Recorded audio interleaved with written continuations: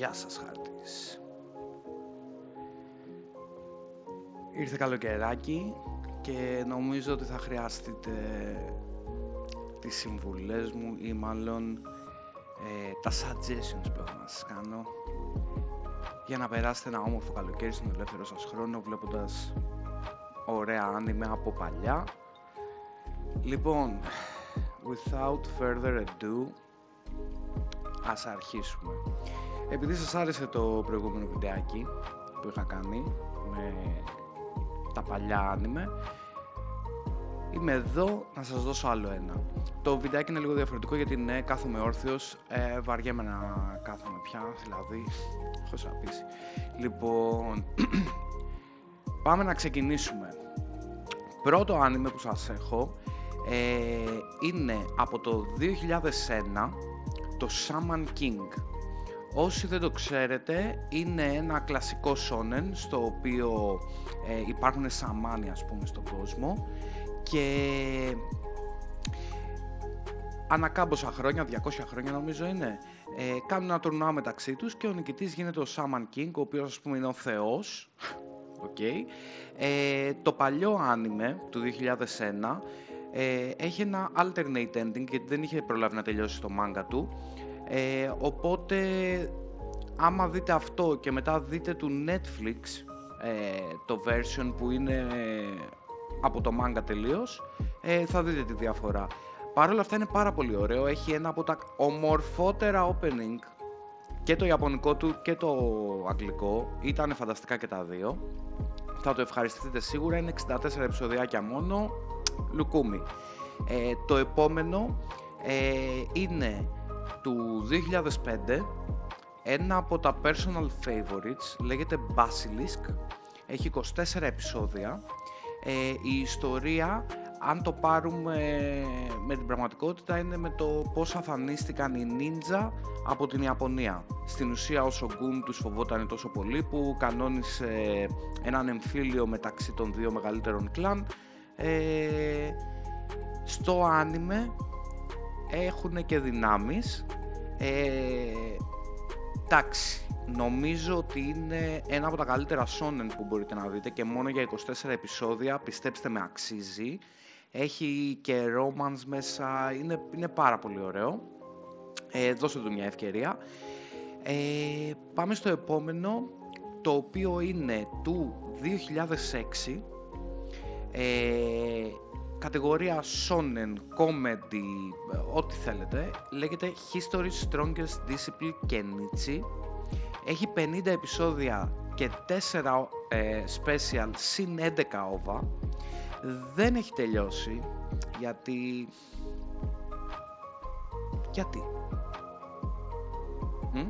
Εσείς εκεί δεν μας βλέπετε στην Ιαπωνία? Ψήνεστε να τελειώσετε το Kenichi που είναι ένα από τα καλύτερα άνιμε όλων των εποχών? Η ιστορία έχει να κάνει με τον Kenichi, ο οποίος είναι ένα αγόρι το οποίο είναι αδύναμο και του κάνουν bullying συνέχεια, μέχρι που μία μέρα μια κοπέλα, η Μίου, το βλέπει που του κάνουν bullying και πάει και τους δέρνει, χρησιμοποιώντας καρατέ, τζούντο κτλ. Ο Kenichi εντυπωσιάζεται από αυτό και λέει, αυτό θα κάνω. Θα μάθω και εγώ πολεμικές τέχνες, να μην μου κάνουν bullying. Του λέει η Μίγιου, βεβαίως, του λέει, έλα στο σπίτι μου, ξέρω εγώ. Πάει στο σπίτι της, το οποίο είναι ένα τεράστιο ντότζο, με πολλά ντότζο μέσα. Εκεί συναντάει τους πιο δυνατούς δασκάλους σε όλες τις πολεμικές τέχνες, ας πούμε. Και αυτοί ψήνονται και λένε, θα σε εκπαιδεύσουμε. Αλλά η εκπαίδευσή τους είναι λίγο βασανιστήρια. Θα το λατρέψετε, είναι full comedy, είναι πάρα πολύ ωραίο, για 50 επεισοδιάκια το συνιστώ ανεπιφύλακτα. Επόμενο ανιμάκι, επίσης του 2006, και επίσης ένα από τα personal favorites μου, το έχει και το Netflix, είναι το Code Geass. Το Code Geass είναι ένα ανιμάκι το οποίο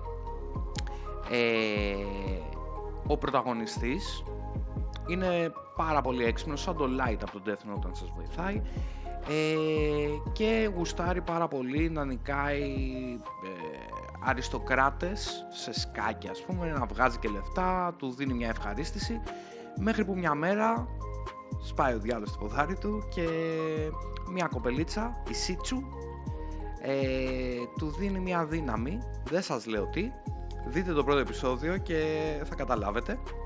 Είναι πάρα πολύ ωραίο, έχει 50 επεισόδια, έχει βγάλει και 3 ταινίες, αν θυμάμαι καλά, οι οποίες είναι parallel με το άνιμε, με έναν άλλον πρωταγωνιστή, και τώρα ετοιμάζουν τη συνέχεια. Την ίδια περίοδο, περίπου το 2007, βγήκε άλλο ένα ανιμάκι, το οποίο επίσης το έχει το Netflix, το Claymore. Το Claymore για τότε ήταν αρχικά το μόνο άνιμε που όλες οι πρωταγωνίστρες ήταν γυναίκες, shonen άνιμε.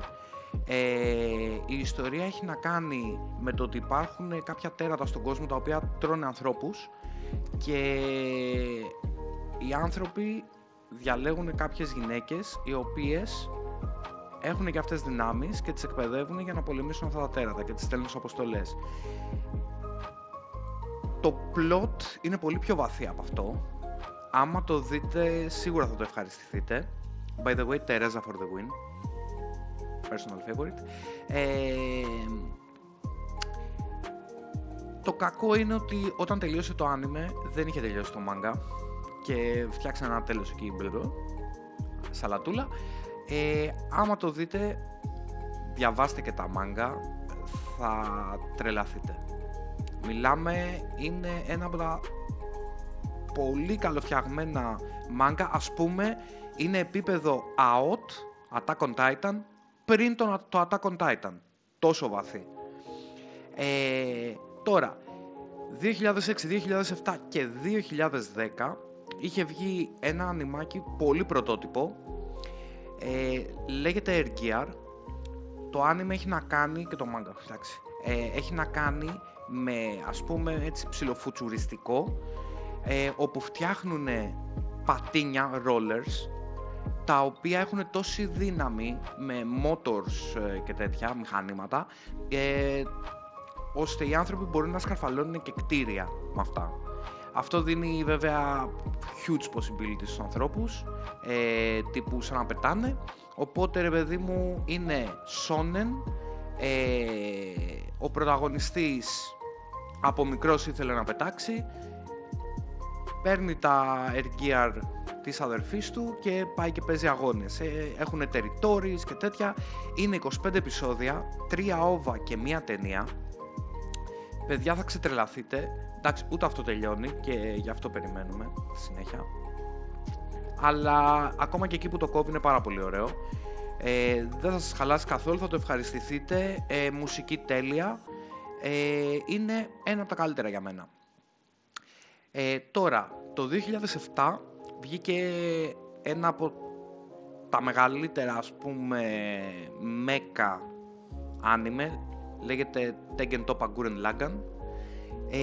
Η ιστορία έχει να κάνει με τους ανθρώπους οι οποίοι, λόγω του ότι υπάρχουν τέρατα στην επιφάνεια της γης, ξεκίνησαν και μένουν κάτω από τη γη και εκεί σκάβουν και κάνουν και ράνουν, δεν έχουν δει το φως της ημέρας, μέχρι που μια μέρα ένα τέρας ανοίγει μια τρύπα και μπαίνει μέσα στην αποικία που έχουν χτίσει οι άνθρωποι και από εκεί αλλάζουν τα πάντα. Οι δύο πρωταγωνιστές που θα δείτε είναι πάρα πολύ καλογραμμένοι, μ' αρέσουν και οι δύο απίστευτα, ο Κάμινα και ο Σιμών, θα τους λατρέψετε. Είναι μόνο 27 επεισόδια, έχει βγάλει, παιδιά, 3 ταινίες οι οποίες είναι recap όλου του άνιμε και με έξτρα σκηνές, και μετά έβγαλε άλλη μια ταινία recap όλο το άνιμε, απλά με alternate ending, βάλανε διαφορές. Άμα τα δείτε όλα, πιστεύω ότι θα το ευχαριστηθείτε. Επίσης, το 2007 και το 2011, άλλο ένα ανιμάκι που επίσης το έχει το Netflix, είναι το Kaiji The Ultimate Survivor. Κατά την άποψή μου, είναι ένας από τους λόγους που φτιάξανε σειρές όπως το Squid Game. Ο Kaiji είναι ένα φτωχαδάκι, σαν εμένα, ο οποίος δουλεύει σε ένα mini market, ας πούμε, να τα βγάλει πέρα, και μια μέρα εμφανίζεται ένας τύπος και του λέει είσαι ο Κάιτζι, ξέρω εγώ, τάδε, δεν θυμάμαι το επώνυμο. Λέει ναι, τέλεια, λέει, τον θυμάσαι τον φίλο σου τον Κώστα? Ναι. Είχες μπει εγγυητής, του λένε, σε ένα δάνειο που είχε βάλει. Ναι, τέλεια, λέει, ο φίλος σου έχει χαθεί, μας χρωστάς, ξέρω εγώ, 1.000.000 ευρώ. Τρελαίνε το Κάιτζι, λέει πάει, ξέρω εγώ, αυτοκτονία. Και του προτείνει έναν εναλλακτικό τρόπο να βγάλει λεφτά, αρκετά ώστε να ξεχρεώσει το δάνειο του φίλου του και να ζήσει. Είναι σαν το Squid Game.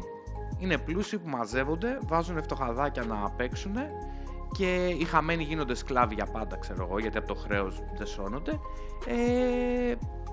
Πάρα πολύ ωραίο, έχει τρελό νόημα για το gambling, πραγματικά, δηλαδή όποιος το δει θα καταλάβει, είναι πάρα πολύ ωραίο. Έβγαλε και μια spin-off σειρά που δεν την αναφέρω, είναι άσχετη τελείως, δεν μ' άρεσε καθόλου. Τώρα, ένα από τα καλύτερα ανιμάκια όλων των εποχών στα Slice of Life. Όσοι δεν ξέρετε τι είναι το Slice of Life, είναι αυτά που εξομοιώνουν την πραγματική ζωή, ας πούμε. Είναι μακράν το αγαπημένο μου, μακράν. Είναι το Bakuman. Βγήκε το 2010, 75 επεισόδια, και η ιστορία έχει να κάνει με δύο πρωταγωνιστές. Ο ένας ζωγραφίζει απίστευτα, ο άλλος γράφει σενάρια, νουβέλες για την ακρίβεια, και τον πιάνει αυτός που γράφει νουβέλες, και επειδή είδε ότι είναι καλός ζωγράφος και του λέει, να σου πω, του λέει, τι θα έλεγες να φτιάξουμε ένα μάγκα μαζί? Και δείχνει, παιδιά, πραγματικά τόσα στοιχεία, ανατρίχιασα και μόνο που το είπα. Δείχνει τόσα στοιχεία για το πόσο δύσκολο είναι να γίνει κάποιος μαγκάκα.